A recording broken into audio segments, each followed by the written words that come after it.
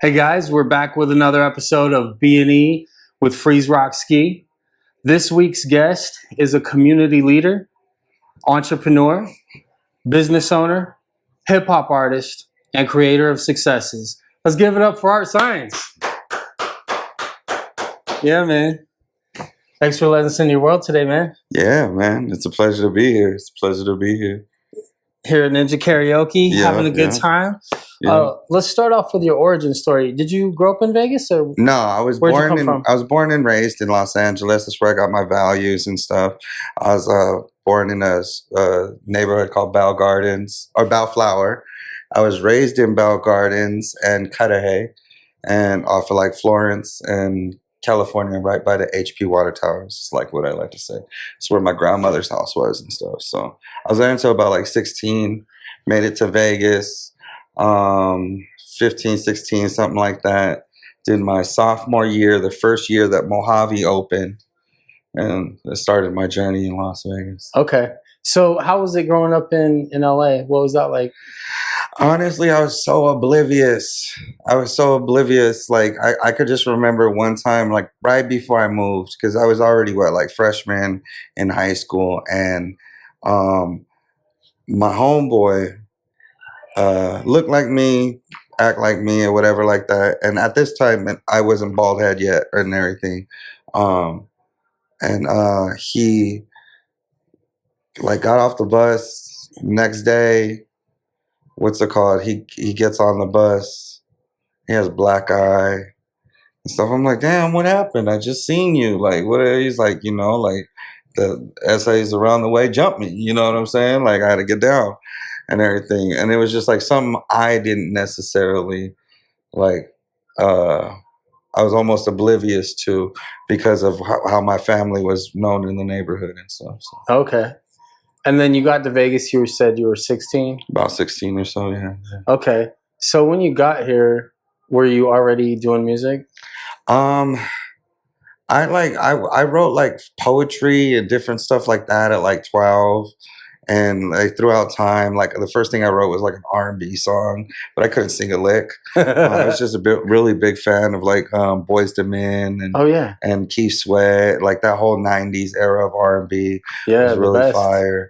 And so for the most part, I ended up doing like my first like real rapping probably when I got out here in Vegas. I was rapping to myself, and then one of my best friend's little brothers, like my best friend kind of outgrew me because he already had the car. He was a senior, I was a junior because I went to Mojave the first year it opened, and I met Isaac Sawyer, legend out here in Las Vegas, became one of my best friends. So when I moved to the east side of Las Vegas, from North Las Vegas to the east side of Las Vegas, I went to Valley High School the next year. And that year, I ended up being best friends with like Samson. And that's who I started my career with out of his garage. We kind of like came up Campfire? Together. Yeah. So what's it called? In that whole era of being with him and rhyming and ciphering, like right before that happened, my other friend Chava, his little brother Javi, I would rap to him. And then some shit popped off in our neighborhood, and we were like rolling deep. We were like 50 deep. We're called Faded Mind Crew. And the homie ended up like some shit popped off, and Samson had to leave to Boston. So when he came back from Boston, we had this one house off of Boulder Highway and Sunset where we did like crazy partying. And it was just like the perfect nucleus of that and like hip hop and everything. And we would just start ciphering. So there was like 15 to 20 motherfuckers just rapping our heart out and everything. And then like the next year, some people stuck with it, some people didn't. Then the next year it was like, so if you look at like 17, 18, 19, then it was like, oh shit, this is what we do. We're not just out here like catching wreck in little ciphers. We're actually like, we have names. We're getting known for this. And then by like 1920, all the Hunt Ridge shows, So let me frame it in a time. It'd be like 98 to like 2001. This like pre 21 and over Sunday schooling era that started. Sure. So right before that, there was a crew called the Living Mechanism that they were like going to Los Angeles and doing stuff with like Phoenix Orion and a bunch of the underground scene. And then they'd come back. And they had like a couple of really like political songs and stuff like that. That was like super dope. And they did a thing called Knowledge in the Junkyard. And so Living Mechanisms was Malo, um, uh, Euthanasia, Heretic, Ethereal, and Cypher. And they all had like their own characters in who they are in the scene till this day. Like they all have roles but as a group, they were like really impactful because they were organizing shows. They were MCs? Yeah, Okay. they were MCs. Cypher was the DJ / producer, and but I think for the most part they all just rapped at that period in time. So they did a lot of shows. They traveled, they did a lot of things and stuff, and then as their crew dissipated, that's when like the era of Sunday schooling kind of came up.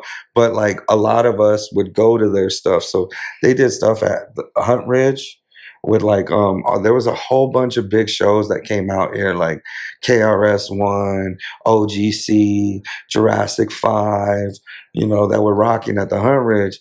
And they had a hand in that. There was another bar called Junkyard, and then they did an event called Knowledge at the Junkyard. It was a bar, but it was 18 and over. Oh, okay. Yeah, so you could get some younger you can folks get in there. Yeah, exactly. So like that little era, there was a bunch of those things happening, and then like when I turned 21 at that time frame, so that would have been like 2003.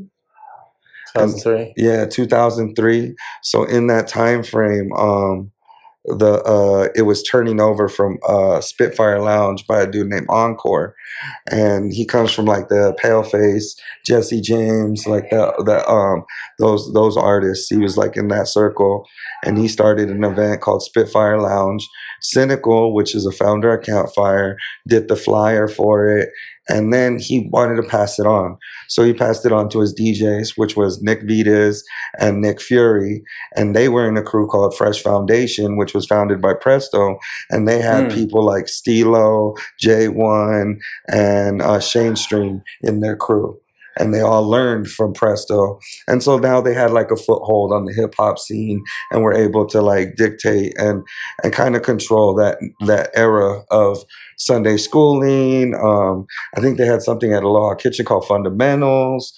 And then just like whenever you needed good DJs, plus individually, those DJs became DJs for artists like The List, like they became Campfire DJs and stuff like that for all the artists there. So when we get booked, they're there for those shows. So they were just able to populate the scene with them being really solid in the DJ thing. So I came in to work for them, and I brought in like the paper flyers from Kinko's, like how to do that, the distribution through parking lots and stuff at the different events throughout the week, up and down. At one point in time, I was promoting, this would have probably been like 2003, 2004. I was promoting from ER on Spring Mountain Indicator, Sahara Indicator, Aloha Kitchen, Heights Bar up by like where Pops is. It's like in between Pops and Oki, one of those little sections right there. A bar there, and then Cooler Lounge. So from Lake Mead to Spring Mountain, I had something popping 7 days throughout the week. Something was going on with one of the events that we had going. So it's like, and that was just 2003, 2004. As like things snowball and the community grows, life happens, society happens. Our crew gets bigger. You know what I'm saying? I had a couple tragic issues that happened about, I don't know, 05, 06. Something you want to mention or no? Yeah, I mean, just dude shot at me in front of Aloha Kitchen. What's it called? At a hip hop show and everything. And What was the reason? uh, Jealousy? No. He tried to rob me. He was on Xanax. Oh, You know what I'm saying? Like, and I was working the some night. drug bullshit. Yeah, pretty much. And then so like the homies warned me. Everybody, like, it was kind of one of those things. And then that created fallouts between people within my crew and different stuff in that. So that was a whole era in itself. After coming out of that, I was able to rekindle relationships with a lot of the Campfire members because I still had high school ties to some of these. I've watched them grow up. We grew up together and stuff like that. So it was like, though I wasn't working with the crew because of certain people, it was still love for certain individuals. So once all of that stuff was outgrown, at that point in time, Mikey VIP took over Campfire Music. Now that you're looking at like 06, 07 era, and then he opens Campfire to the community, and they get like out of like, we were like an isolated, selective few, either long-term homies or, you know, just a connection to like a whole community of anybody that's been down with us from the cooler era, anybody that's been that puts in work in the scene, that shows respect, has a long-term relationship. So he opened the whole scene up to that. At that point in time, I established relationships with him, and I brought them in at an event at it was called Vegas Nights at the Art Bar. I believe it's called Wise Guys now. It's a comedy club right there, right next to the Jack in the Box. Yeah. So it is. Now you're looking at like 07, 08-ish, like that era. What's it called? We were doing that, and it was like one of those things. It's called the Art Bar. My name's Art. So at that time, dope. You know, it was like my spot, and it was my neighbor's bar. I lived in the neighborhood, in the mayor's neighborhood, not too far from that area and stuff off of Oki, and it was just, I was living like best life. I dropped a Leave Me Alone. What's it called? It's like my first single, first music video. Did it in a mansion. Did it with like all my ex-girlfriends are in it. Like, you know what I'm saying? Or somebody that I hooked up with in my past or something. Like, what year was this? This was that 06, 07 area, era and stuff like that. Because by 08 is when like a lot of the it was called Blackwater Synopsis. That Art Bar stuff was coming to an end. That's when we started moving out to Henderson. I think like 09, 2010. We were like a little bit downtown, but not big. Just small downtown stuff. Because there was only a few venues open at that point and stuff. And then Money Plays was popping. I remember Money Plays with the chapter. And they had their thing going on. So that kind of floated the community for that little era. What's it called? Where there wasn't, because there's always been like a street scene and like a rap, like street rap type of scene, and then like a boom bap scene. There's always been two eras of that. There's a few people that crossed the lines, like OD from A-Hat, when he did the A-Hat channel and battle rap. He had a lot of rappers from both sides battling and stuff and everything. But for events wise, the downtown bar scene, like, and even Las Vegas in general, like when Sheriff Young shut down hip hop in 06, 07-ish or whatever. I remember that. After the NBA thing. So at that point in time, like I was just talking about rap and hip hop stuff, but at the same time, I'm doing nightclub promotions. So I would throw events. I've thrown events at the top of Voodoo. All throughout that era, I was working at Poetry. Okay. Or OPM or whatever you want to call it. Yeah. I know what you're talking about. Like, so that era of that era. When that was going off, like I did Voodoo Lounge, Ghost Bar, a Curve nightclub, like all the way from free like, bottles from there, and a lot of times it's like I'm bringing in guest lists or I'm bringing in table service for somebody else's event, or I had a really extensive club background because what I did for income early in the night, when I was like 18, I started working as coat check at Rum Jungle. 19, I was already working restroom attendant at Ghost Bar, Skin, which was the open pool area, Rain, and then Curve in the Aladdin. And then my last place I worked was Dre's when it was the restaurant under the Burberry Coast. Yeah, I remember. So in that era, I met doctors, lawyers, like all kinds of business people that I'm still friends with to this day. Like some of these people were investors in my early career and stuff like that. But I just was around another upper echelon, like taking that money that we're making anywhere from $3,000 to $5,000 a weekend for 2 to 3 nights worth of work. You know what I'm saying? Like, and then I go to do the Sunday schooling. You know what I'm saying? So there was a whole era where a lot of the stuff that I started off with was funded through the nightlife. And then I was able to double back with these connections and then be like the supreme VIP host that gets you anything you need, do whatever you need to do, take care of your party, provide security, whatever. You got girls, you need bottles, whatever the situation was. I was just always able to provide those scenarios. So that kind of funded what I was doing, but those connections I made from Dre's ended up really funding all the music stuff. I had a company that would pay us like 10 to 15,000 for a house that we can rent for 6 months or so, and then we give them back like 3-4 albums, and then they would distribute that in Europe.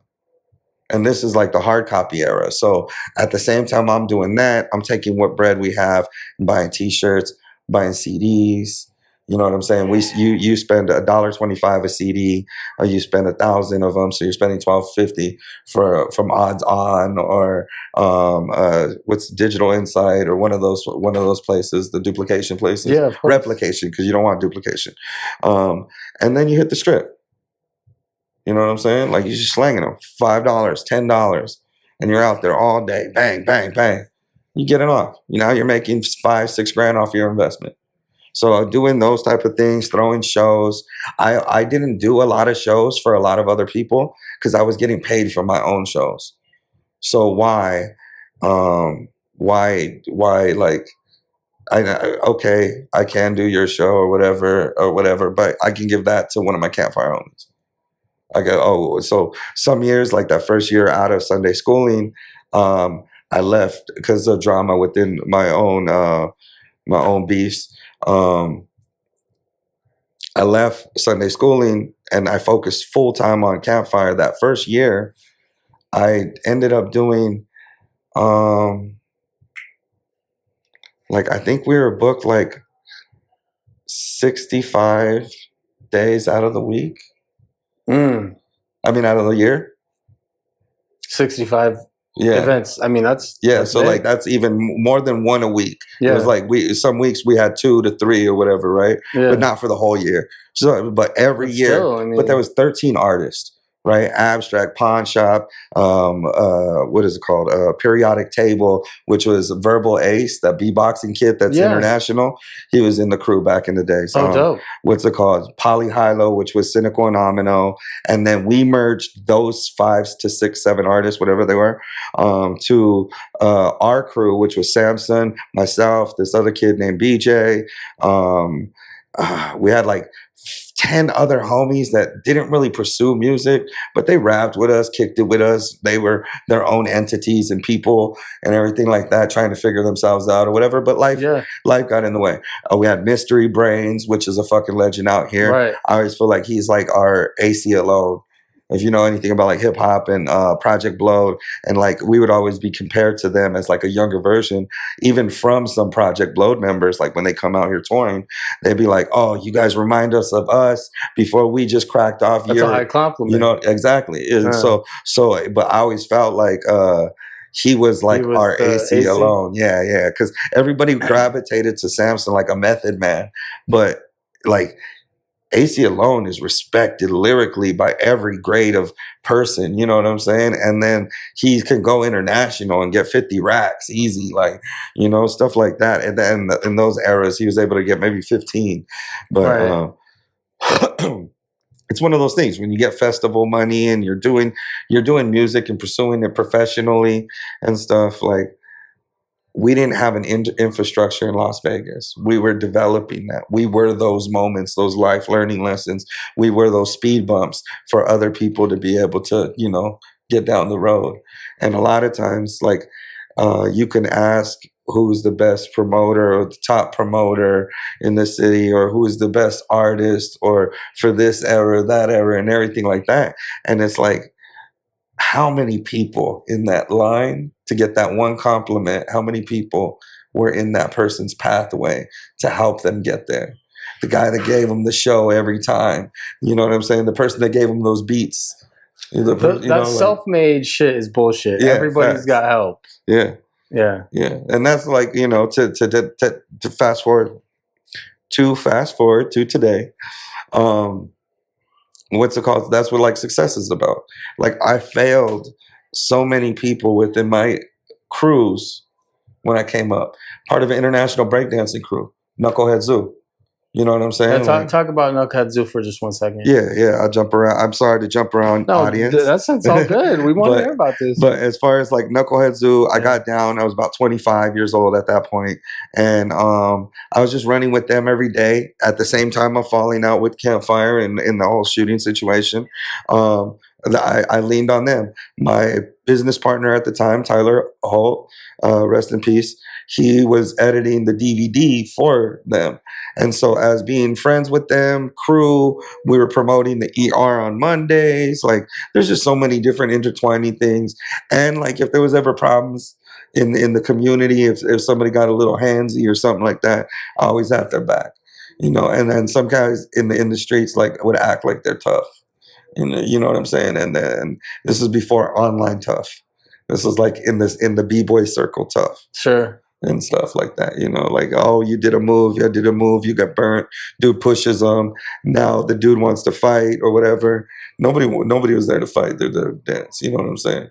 But now you think you're gonna pick on this dude, you stand 5'7", this guy's 5'4", you know what I'm saying? Like, he's 10 years younger than you, so I'd be there to, like, you know, straighten some shit out. Yeah. And then another dude, Jimmy Washington, he's a good security dude that held down the scene and shit like that. But the b-boy scene was flourishing internationally. From Ronnie, I went to high school with at Valley High School. He is the poster boy for Red Bull. I think Full Force, his breakdancing crew, just celebrated 30 years. And they own District Arts on the West Las Vegas. Oh, okay, cool. Yeah, Ronnie's the founder, creator, and stuff. Sick. So like, just his lineage and his career and everything he spawned. Some of his old crew members that maybe not were around the dance, but around the community that are in Full Force. Like, I went to high school with at Mojave High School too and stuff. So like, I've always had an attachment to them and the b-boy scene, and then being part of Knucklehead Zoo. Just watching that growth. When I was really pushing for them, when they got on the ABDC, America's Best Dance Crew show for Super Crew, like, just organizing stuff, just being there financially to help support them. When at the same time they were doing that, Knucklehead Zoo itself went to where to go? Broadway. I wanted to say Brooklyn. That's why. But they went to Broadway for a Broadway show production. Yeah. And they did the Ninja show and their own thing there. While the crew's doing that, their key members are on America's Best Dance Crew as Super Crew. So it's like one of those things where like they're just blowing up at that time, and like being there to support for them. And helping them with, I helped fund some of the DVD stuff so they could be able to take that trip to New York, just having their back like for years and years, and always being down with them. Like, I learned my style from them, watching them, dancing and practicing. What's your specialty? What's your specialty in dancing? Yeah, I just like to top rock, and then I'll do footwork every now and then. But as an old man now and not being in shape, like, it's just harsh. I can throw a solid round though, like, it just having fun. Yeah, I won't do no power or nothing like that. But top rock, you still top rock all day. Footwork, I'll play around with it and everything like that. But it's all about just the style and then like finding your transitions once you run your sequence of whatever, because everything's in a measurement of music, right? So if you're listening to the music and you're hitting the beat and you're following the flow, what are you going to do next? Where are you going to generate the eye? Because you could just like focus on a foot and do something with your foot and not even do nothing, just be standing there like this and be do do do do, and people be like, oh, you know what I'm saying? Like, and that's why like I love this place at Ninja Karaoke. First Friday, some of the best dancers from around the world come out and support. But it wasn't just the dancers that support for the dancing, because some of these dancers are world renowned. Dance for Doshi to fucking Beyonce to Michael Jackson show, Love show, Cirque du Soleil shows, all of these things. They come out and they'll not only compete, but you know, they'll come out and support. They might have a clothing line. They might do this business, so they set up a table. You know, it's a full community, and it's like one of those things where we're from top to bottom. We're part of the culture. It's not like back in the day when we were coming up, we were having to do shit at other people's bars that they didn't understand the culture. So they want to cut it off. They turn off the music. They don't think we're making them enough money. So they don't value us. They didn't market us. Sure. They didn't want to invest in us. You know what I'm saying? And then like people go world renowned with their skills and they're doing something off the love for you. And then these people aren't even appreciative to it. And there was a lot of situations like that where like, that's why the club scene out here, they were able to poach so much. There was this thing called breaking for bottles. And that's where I kind of separated. Because like I was saying earlier, like I took when Sheriff Young shut down the hip hop, I was selling dance choreography events. And then I'm like, look, what we're going to do is just do a breakdancing competition.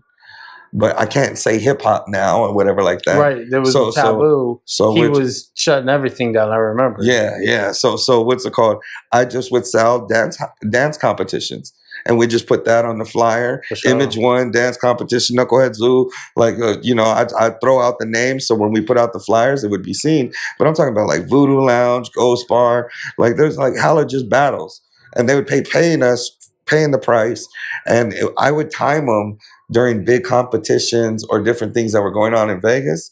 So the other people that were competing were like Steve versus Bruce Lee, which is like an international sensation in that time. You know, he's part of a crew called the Gamblers, and they were like winning Battle of the Year and all the big competitions. Oh, wow. R16 and UK champs, and like they were the big, like Koreans like were running shit for a hot minute.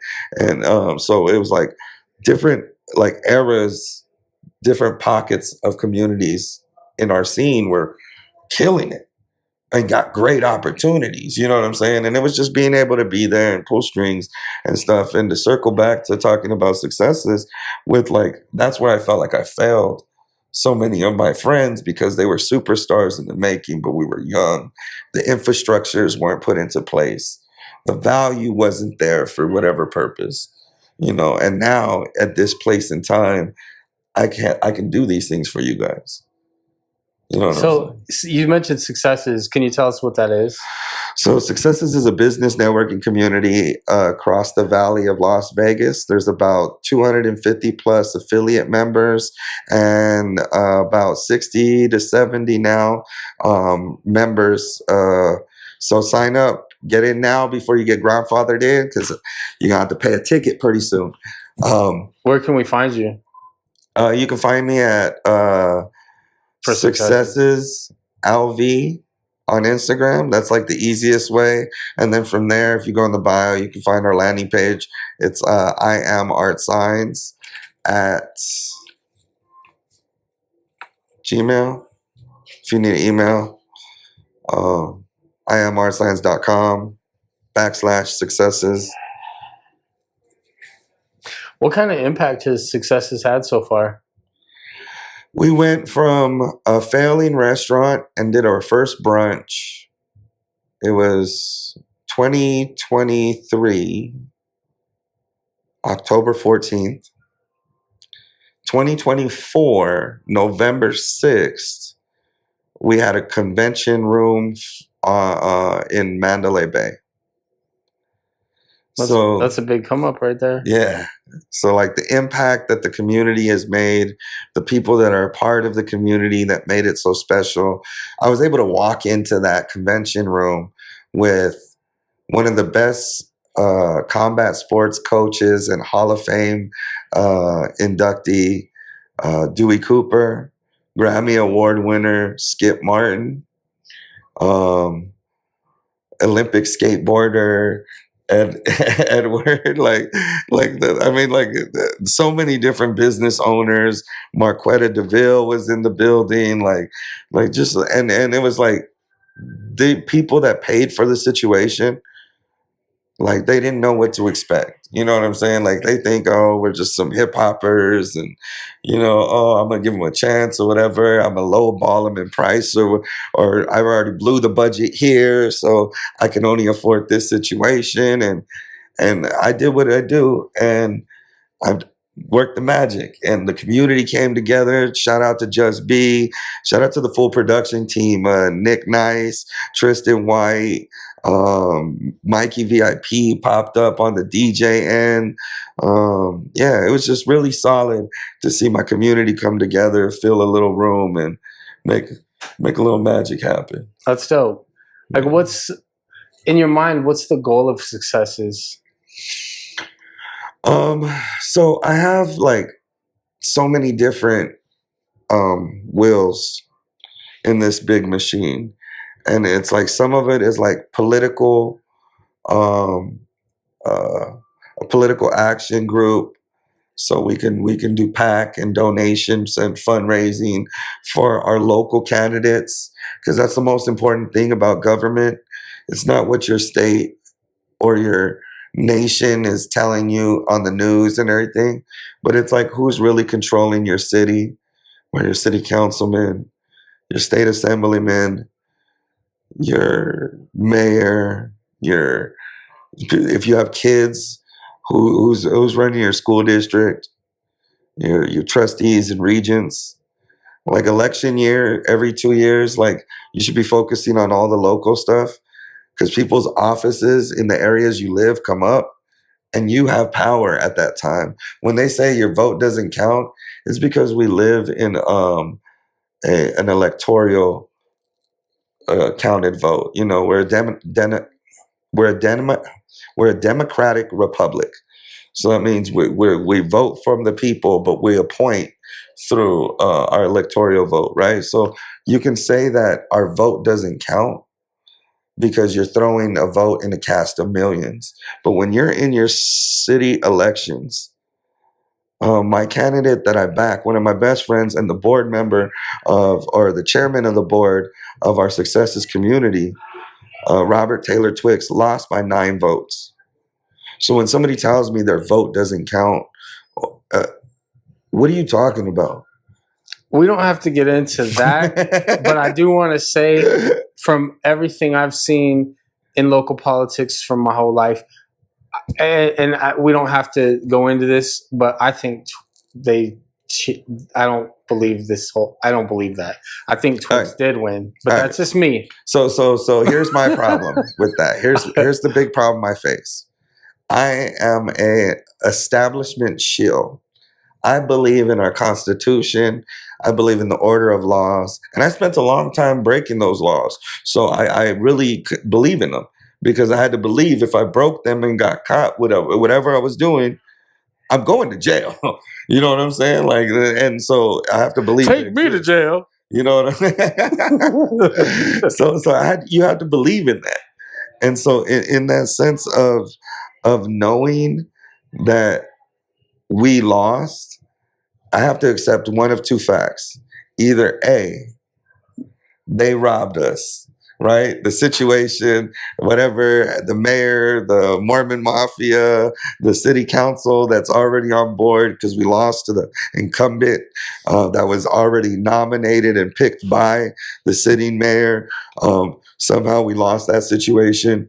I have to believe that they either robbed us, and everything I stand for as like a person that believes in the establishment, that means you're breaking my faith, right? Like if I was a Jesus freak or, you know, Christian or Muslim or something. And like, I all of a sudden, like, you know, didn't care about God no more, right? Like, I'd be breaking my faith.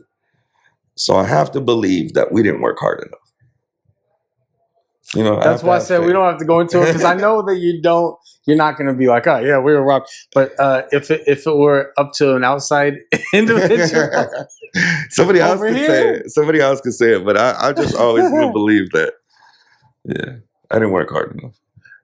Well, I think Twix is probably the most honest politician that I've met in my life. Yeah. And I've met a few. Yeah. I met some big ones too. Yeah. I worked for a lot. The honest ones I've met, bro. Yeah. I don't follow many men. There's 2 men that off the top, I guarantee I'll follow at least 3. One of them is Robert Twix Taylor. He's definitely, all his life, he's been a giver. I know his story inside out. I have recorded hours and hours of him telling stories after story about just so many different things in his life that he's been through, and he's always lived by a certain integrity. And that's why, like I always say, as I do work out here, I'm blessed by working for him and with him. And by that, I have a higher power to answer than just like the IRS or the God or whatever, right? I have to answer to the Taylor family, you know, because they gave me my reputation out here and all the business in my successes, community, all of the, like so many connections, so many things. So Twix for that. And then also Dewey Cooper. He's a leader of warriors. He's a leader of real men that are willing to die, you know, in over hand-to-hand combat. Like, you know, they're sacrificing blood, sweat, and tears. And you got to be a certain type of person and then also take instruction. You have to believe in that person. You can't just take instruction from somebody that you don't believe in, that you're not really willing to follow through the fire, you know, and he leads men regularly. So Dewey Cooper, and then the wisdom that Skip Martin has given me in music and life and philosophy, like those 3 gentlemen, like definitely, like those are some good mentors. Yeah, yeah. Those are. How about you? Have you mentored anybody, or do you mentor? I mentor the scene. Like I hate to sound like you know, like big headed about shit, but like a lot of times it's like I'm on the phone 6 hours before I even get to my computer, just because I'm jumping from this person to this person to this person, and all of them all got prominent brands out here, you know. And it's like I navigate the waters. I see things that people don't see. I think differently, and that was probably some of the bigger problems in my younger years.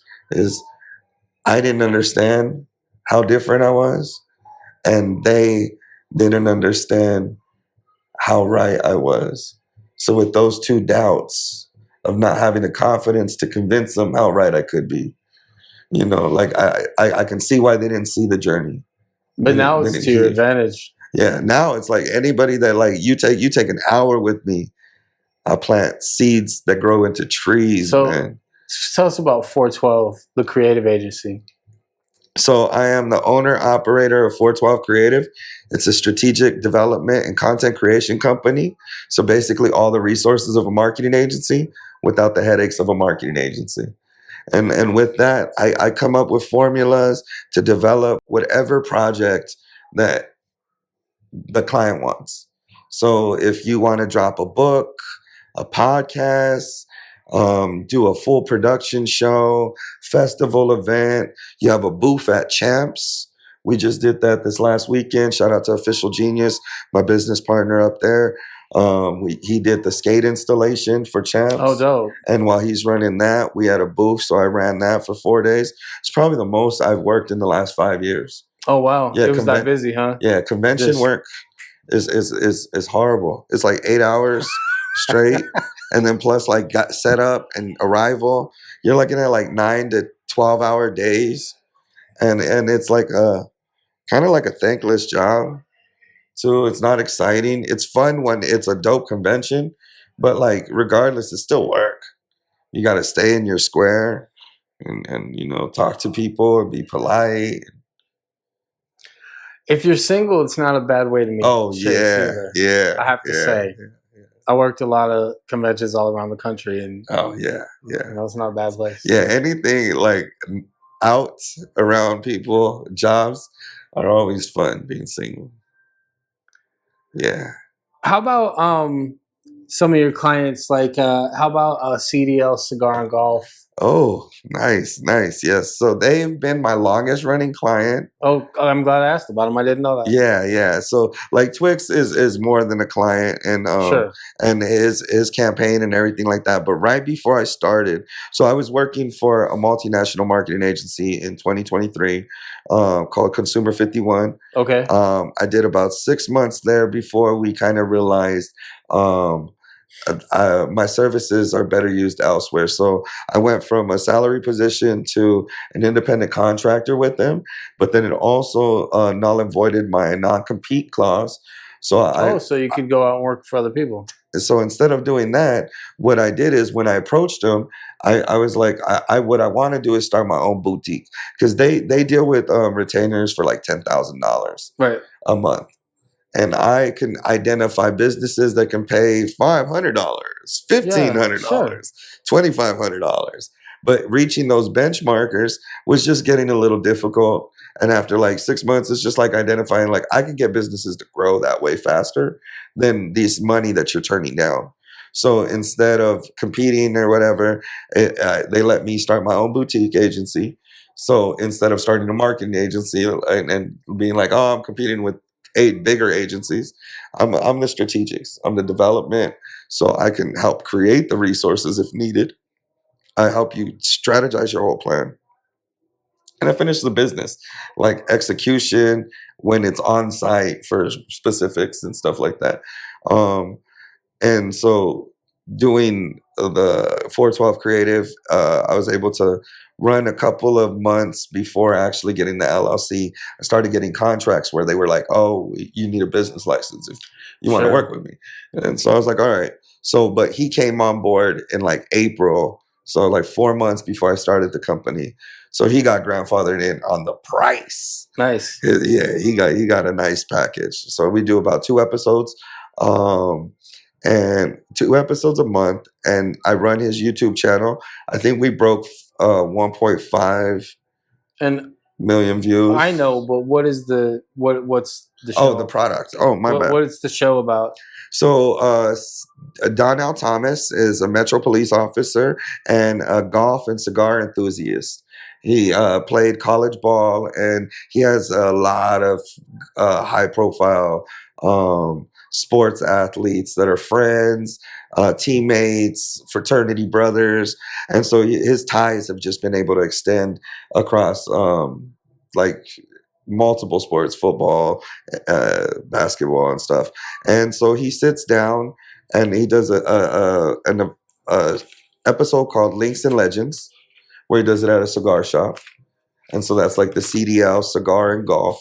And then the golf part is he like not really golf reviews, but he goes and plays the golf courses, talks about them a little bit, and just basically we shoot a golf vlog with Nick Nice Productions. He does the videography, and then I do all the editing and producing, Okay. and then I Cool. release it on the channel. And then what's it called? The golf vlogs are really dope. It's all across Vegas. He's done a couple out of state. And then the high profile athletes is like Brandon Marshall, Super Bowl winner. Sure. He's had a couple of basketball players that just dropped recently. And then on the Links and Legends, he sits down with like different community leaders, different business owners. So he's still trying to create awareness within the city of the community of Las Vegas as well. Oh, that's cool. Yeah, yeah. Hell yeah. I think if you like golf or cigars, you're going to dig that. So guys, check it out. Yeah. If someone was to follow in your footsteps, what's one piece of advice you'd give them? Off the top, you don't have to give the best answer ever, just whatever you're thinking. The life that you're leading today isn't going to be the same as tomorrow or the years in the future. So don't marry you're nothing. Like, don't marry your ideas, don't marry your faith, or don't marry your traditions and the people around you and your relationships. Don't marry them to the point where they're gonna knock you off your square or take you off your path or remove you from your goals. Um, when you make commitments to situations without understanding the commitment, you know what I'm saying? You end up locking yourself in. And I feel like that was a big pitfall, not only for myself. Like I say, I should have retired from all the hustling I did in my younger years, 10 years earlier than I did. And I would be better off today, because the moment I chose to go legit 100%, it's been the best decision of my life. And it was just, I didn't see that path. And it was because I was married to this persona lifestyle. I was married to these ideas that I pursued, and these relationships with people that I didn't I invested in, and I didn't map out like what decisions they wanted to make in their own life. They might want to go have kids and get married and do something like that. And it's like, well, how are you going to make it to these shows? Or how are you going to, make it to the studio? Or how are you going to work as hard as me? Or do this for yourself in your own career?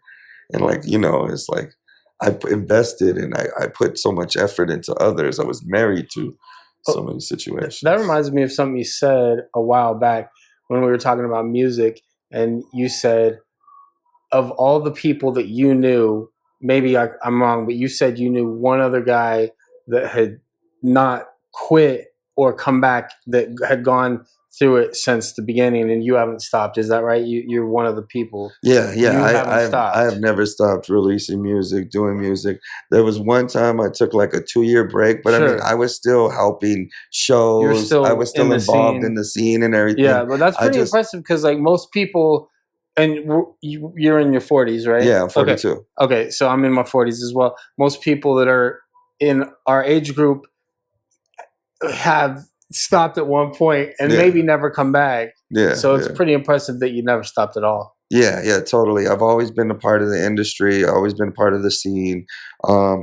Doing digital stuff, I was able to keep track with artists nationally and do graphics and video and different stuff like that for different people that were still coming up in those eras. Like that. There was like a weird era between like 2008 and like 2015, where like social media and contacting people was really easy, but people weren't in their phone.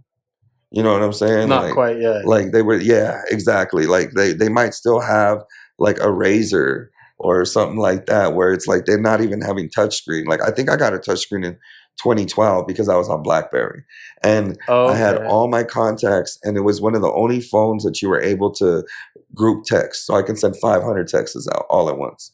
1,000 texts out all at once. BlackBerry. On the BlackBerry. Yeah, you can make folders and send it to whatever you want. So all girls for events, just different stuff. Like, Happy Valentine's Day. And like, and it was, because before you used the group text, it would send it to everybody all in the same text. Right. You know what I'm saying? Yeah. So this one would individually send all of it. That's crazy. Yeah. So I kept that up until like 2012 because of promotional shit. Yeah. But it was just like, I think texting like this. Yeah. No, like, hell yeah. But that was just an era for that. And that like, by 2015, everybody was on social media. They have a touch screen. They understand the apps. They just don't trust it. So like between 2015 and 2017, you would think like everybody starts trusting, like signing in to stuff. Now you start trusting banking. Yeah. Once they got you, once you start banking and you're transferring money and you're good with being on social media, now you can influx in currency and stuff, right? Crypto, all of that shit starts flourishing. Cash App, PayPal, what's it called? You can get paid from YouTube and Instagram and all of that stuff, Absolutely. like TikTok and everything. So 2018, then the shutdown, you know what I'm saying? So like there's like this whole era of like people changing. At the same time, hard copy CDs start falling out of circulation. You're not getting paid for you. There's no way to make money. You're investing $500, $2,500 on a music video. What are you going to do with it? Put it on YouTube. Now you spent $500 to get 500 views. You know what I'm saying? It did nothing for you. Dope ass music video though. So by 2018, I started a podcast called Smoke with Your Boy. And then I started basically, it was like a Rap City type of thing where I sat down, had a TV, I played the music videos, and I just like kind of judged the music videos, talked with my interaction on the crowd and stuff. I did that for a hot minute. So with Smoke with Your Boy, that was you and a guest? No, Or how it was was it? just me. It was just you? Yeah. I had Okay. guests every now and then, but Okay. I did like 7 days a week for like probably maybe like 80 to 100 episodes. Okay. And then from there, The way the name of it is, it sounded like you had someone come smoke with your boy. Like, well, you would be in the live chat okay, smoking I hear with you. me. Okay, And I'm okay. just smoking. You're smoking with Gotcha. your boy. Oh, you Oh, that's smoking right fine. now? Yeah. Let's smoke then. Live. And then I have like all these sponsors like Honey Badger, Dope. Bottle Bongs. Yeah, I remember Bottle Bongs. Man, I had a bunch of different sponsors and stuff. That's Again, dope. it's like my connections with champs and different the cannabis industry and stuff like that. Just being able to bring people together, you know, that's what like we got a strong cannabis industry and successes. Yeah, Yeah. absolutely. Shout out to Drop Shop. Shout out to Jen at Newell, Tattoos and Smoke, Official Genius. You've been working with Official Genius quite some time, yeah? Yeah. They sponsored my events. He used to have like another clothing line for snowboarding or something like that. It's like streetwear snowboarding type of thing. He was like a pro snowboarder. And then once he started doing his 2012, I think he switched over to Official Genius. And he's had a great career with that. Like just, he had a case in branding against Gucci. He sold like hella different, like across the nation. Working with champs, he would be in his van. And so they would be at a different city or state or something. And what he ends up doing is like pulling up to the smoke shops with the connections of the different the smoke attendees from champs. Oh, yeah, for sure. And then just builds that relationship. I got a box, did you pick up? So now he's in all these stores and he's able to tell people like, oh, I'm in these stores across the nation when he's on the convention floor or, you know, when he's just trying to buy or when he's selling wholesale and stuff like that. So, you know, he's had a lot of like good opportunities and stuff. Oh, yeah. He's grinding though. He moved out to Tahoe in about like a year and a half ago, 2 years ago now. Oh, that's And nice. so that's when I took over Vegas and stuff. Oh, okay, cool. Yeah. I remember Official Genius used to sponsor Hip Hop Roots. Yeah. Yeah, I remember. Yeah. I remember that. Yeah, him and remember that Hydro flag. had some business for some time. Yeah, I remember that. Yeah. That's where I first heard of them, and then I was like, oh, I haven't seen them in a while. So I Yeah. started seeing them around when your stuff. Yeah. He always would sponsor my events, throw me $100 or something, get on the flyer, set up a booth, whatever. You know what I'm saying? Oh, like yeah. he's always just him and ISI Phil, Yeah. like Cornerstone, like all his different adventures that he's been through. Both of them, Dustin and Phil, always been like solid with me when it came to hip hop shows pre like 2018 type shit. Oh, yeah. Being a business owner and an entrepreneur, like what's like some challenges you've had to overcome to get where you're at now? It's funny. I was talking and telling somebody a story, and they were like, "Oh, you must feel like you got imposter syndrome." And I was just like, "No, that's not at all what I just said." And then like 3 months later, I overanalyzed things and stuff like that. And I was just like thinking about that conversation and like, how did they see that in their perspective? And then it really made me think like the biggest thing was understanding my value and like really like knowing I deserve to be here type shit. Cause like I didn't graduate high school. I don't have a college degree. I don't have a successful business brand, anything else like a lot of my friends do. You know, I wasn't the superstar in the crew that transcended beyond the crew internationally. You know, I didn't build the following of 100,000 followers. Actually, I'm fucking blacklisted on Facebook. You know, like back in like What 20, happened? I was advertising the Smoke with Your Boy podcast, and in the logo it had a leaf on it. And so I put the ad, I paid for ads, and then I never responded, and they flagged the ad.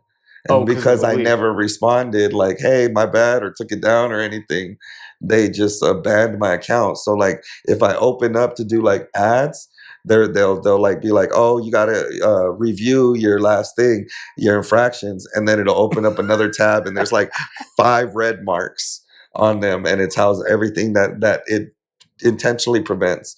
So like how I have almost 5,000 followers, and you look at a post and I have 1 like, and it's like just be. You know what I'm saying? Or somebody like within my circle that it's like you had to really be following because they're only going to give me like 2%. So you're like shadow banned on Facebook? Not even shadow. I'm legitly because they say it banned. Like, or well, they say what they stopped my growth, group interaction, a suggestion, you know how they suggest you to other people, all of that stuff and everything, like, and then a post limitation or some shit. Like if I start posting too much, they'll flag me. Yeah, so like I can't even flood a timeline. Remember when you could just post on any of the social medias and the people that follow you saw it all? Yeah. Remember those times? Yeah. That was a long time ago. That was actually fun. It's like almost been 10 years for me. I liked that. I liked that era. I mean, as we've been complaining to put Instagram back in chronological order and shit. Oh, bro. That would be so awesome. That. Yeah. I used to like when Instagram was that. If you really started with social media, you learned how to code through HTML with MySpace. MySpace, yeah. You know what I'm saying? Like you learned how to you learned how to like do live and different types of like posting things and like through Facebook. You know, you found out who was really good at spelling with Twitter. Like, you know what I'm saying? Like there was like a golden era of social media before it was like monetization and like big following and everything like that. I don't know. I think the newest one that's blowing up slightly for people that do music is Red Note. Oh yeah? Yeah, Red Note. It's a Chinese one, and that's a Chinese name too. I'm not gonna pretend to know how to say it, but when when TikTok had just got banned, Red Note came in, and like I know quite a few people behind the scenes. I just don't understand how like those situations come to play.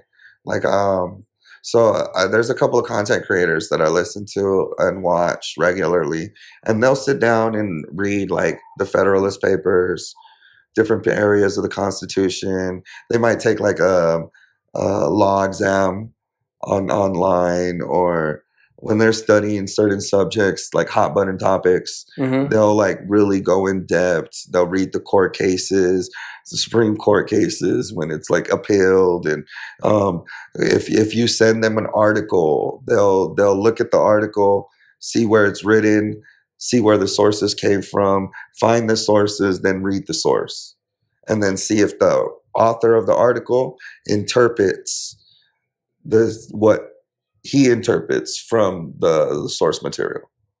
Okay. You know what I'm saying? Stuff like that, right? And so like when they touch on stuff like when these new hot button topics like China and the tariffs, and when they touch on these and explains certain things, it's like it's very hard not to like just be frightened about like what you're gonna do with the data and all of the situation like that.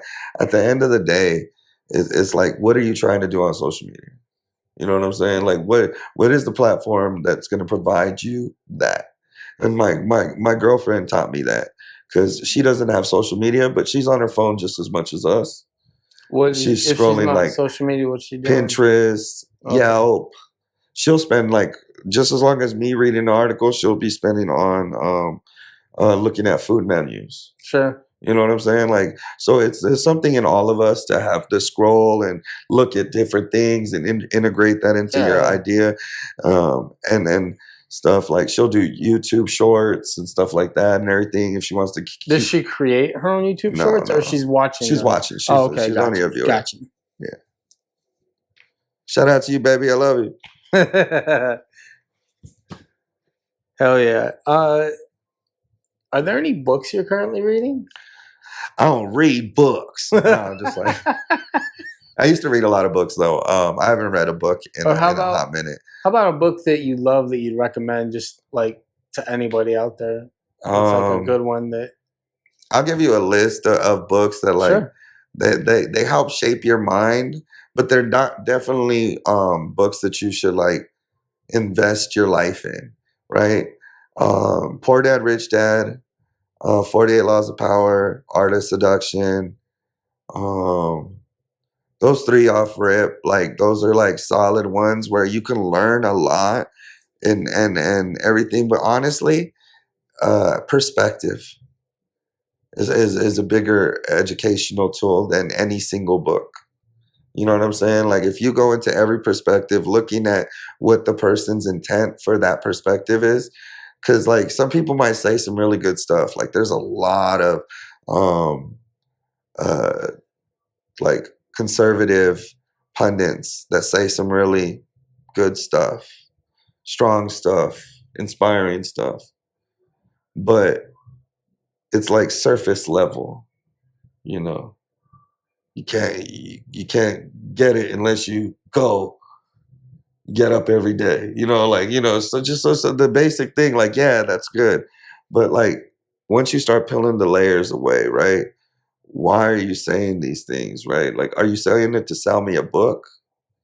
You know what I'm saying? Like, is this book is really going to change my life? Is it going to give me a perspective? Because that's how you're selling it to me.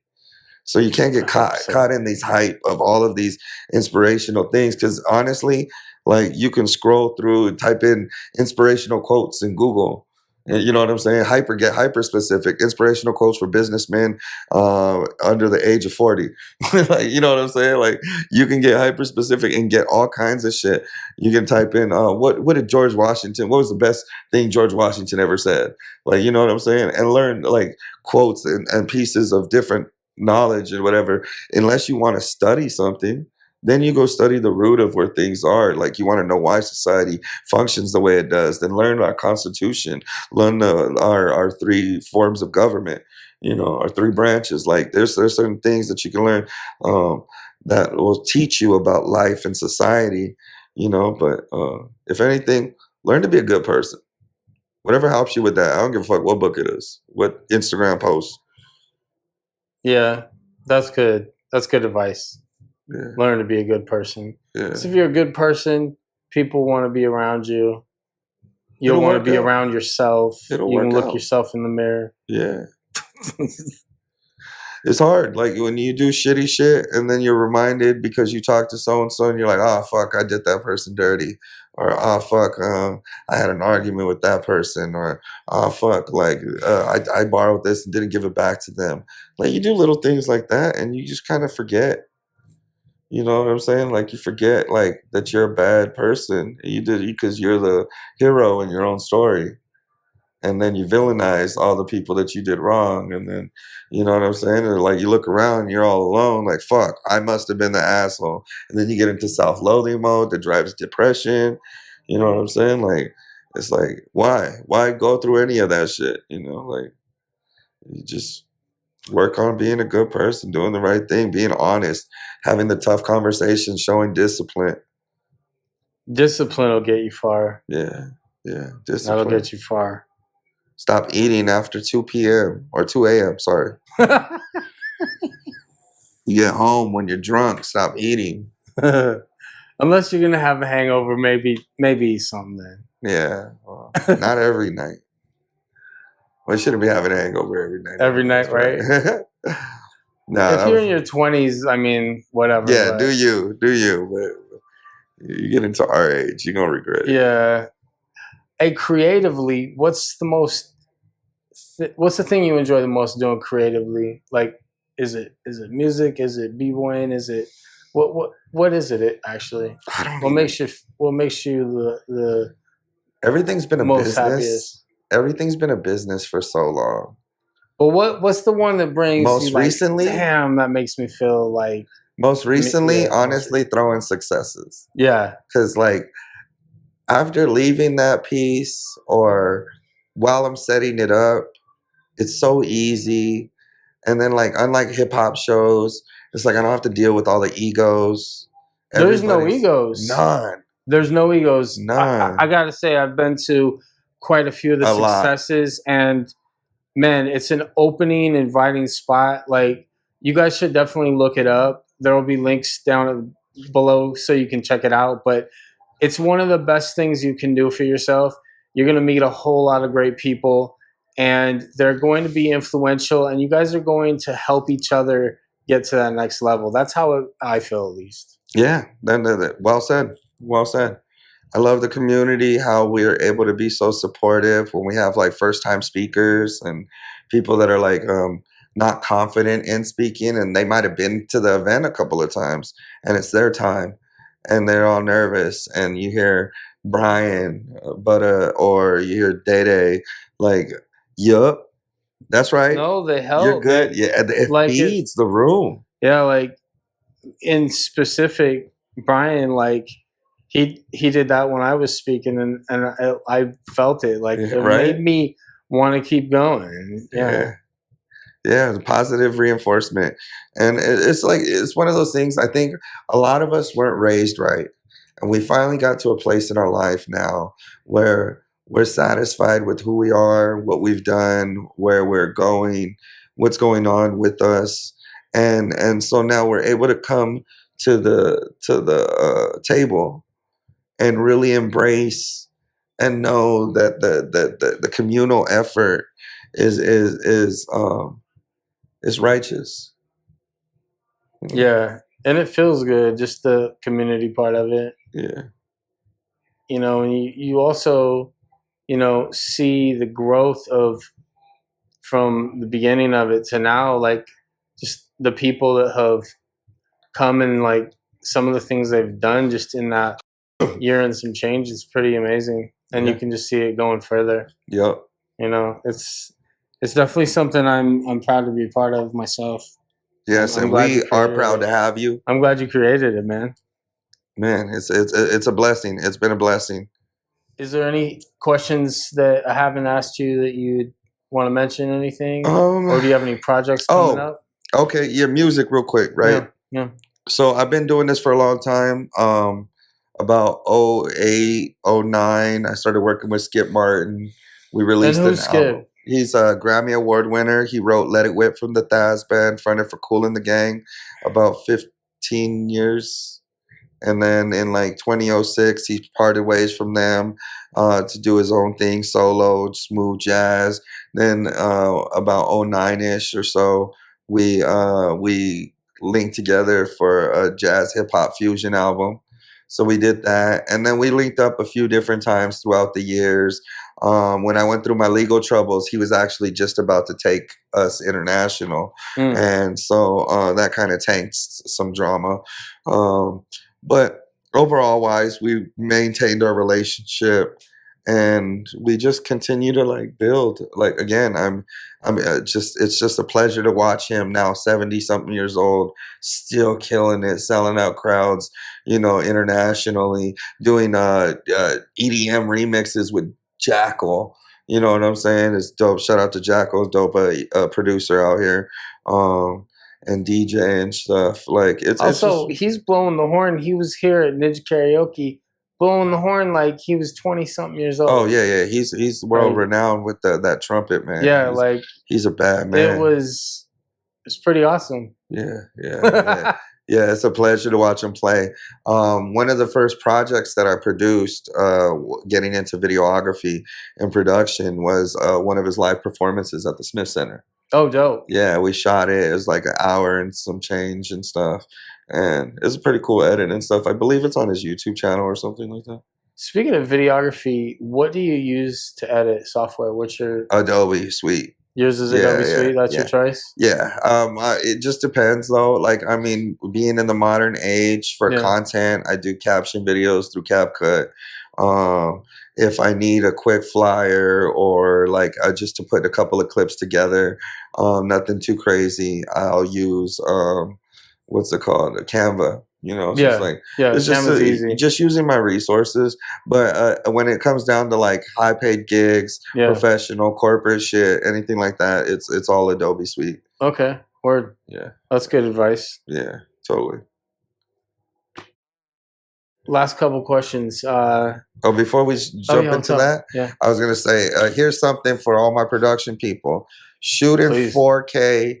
And then bust it down to 1080. Your aspect ratio will help you move around a screen that's going to be like this big. So you'll be aspect ratio around this. So you can zoom in the face. So like if you shoot something like this, you can do widescreen. And then you can do a zoom just on me as I'm talking here. Or on him as he's talking now. And we are shooting this in 4K. So we'll be able to do just exactly that. Yeah. Thank you for that. And thank you for all the gems you've dropped today, bro. Appreciate it. Like, Amen. There's been a lot of good stuff. If you were on a desert island, what 5 albums would you bring with you to listen to? 5 albums? Gosh. Yeah. Just off the top. I know it's not, you don't have to like go into super thought, but just the first 5 that come up that you'd want to listen to forever. I'll probably choose, like, honestly, like Machiavelli. Okay. There's one. It sucks because there's certain songs on "Do You Want More," and then The Roots. Okay. And then there's songs with the album I think right after that. That like I wanted to trade out so it would make the perfect album with the Roots. How about the Roots greatest hits? Read my mind. Yeah. Okay, so Tupac, the Roots greatest hits, Machiavelli, Tupac. Yeah. And then the Roots greatest hits. Okay, there's 2. I can listen to Reflection Eternal. Okay. Forever. Drake, Take Care. No, I'm sorry. Just kidding. Okay, there's 4. Jay-Z, Reasonable Doubt, and Black Album. Okay. If not Black Album, because you said 6, right? 5, but there's 6. You can keep going. Hey, no, go ahead. What else you got? If you got a couple others, I was gonna say, like, if I could change out Jay-Z's Black Album for like Kingdom Come or what was one of the later ones? You can leave Black Album. That's fine. Yeah, like any of those. Like there's certain ones that like I kind of liked a little bit more here and there just because of what was going on in my life. He's one artist that like as I was going through things in my life, even though his is like magnified by 1,000,000. Sure. You know what I'm saying? I just still feel like because I was doing the business and the rapping thing at the same time. I was leading our crew and label, you know, these marketing plans were me, you know, stuff like that. Speaking of Jay-Z, am I tripping or did I hear that he came to the Cooler Lounge one time? No. Sunday school. He came to the Hunt Ridge. The Hunt Ridge. It was the Hunt Ridge. Yeah. That's what it was. This was like 97-ish. Yeah. Sometime around right there. When Dead Presidents came out, like 96. Yeah. It was after the album was already out. Oh, okay. But it was before it was like before Hard Knock Life came. No, before Streets is Watching. Before Streets is Watching. Yeah. Okay. So it was like that. Like it was probably like late 96, early 97, if anything. I don't know when he drops fourth quarter, so it actually might have just been 97. Okay. You know which thing I'm talking about, right? Yeah, yeah, yeah. Okay. No. So Alicia Taylor, I think, opened up for him then. And then there's something else that I know I had ties to. It's so long ago. Right. But I wasn't even old enough to be there yet. Yeah, because I would only been like 16, 17 at that time. Okay. Yeah. Right on. 16. So yeah, but funny enough, a couple months later, I believe, I end up getting into Utopia. And you were how old at this point? 17 now. 17 in Utopia, which is 21. Yes. Right. And they had KRS-One on one day and Method Man on the other day. Oh, sick. Yeah, I got on there.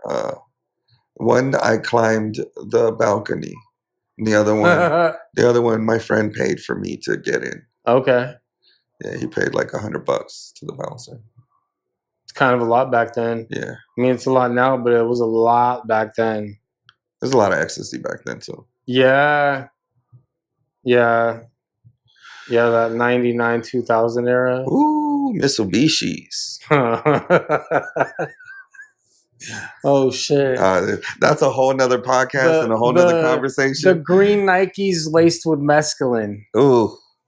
Off of Craig and Donna at the barn. God damn. Man, how can we get a hold of you? You Love Art on Instagram. IAM ARTSAENZ. IamArtSaenz.com. Hell yeah. Appreciate you having us in your world today, man. Like, it's been a pleasure.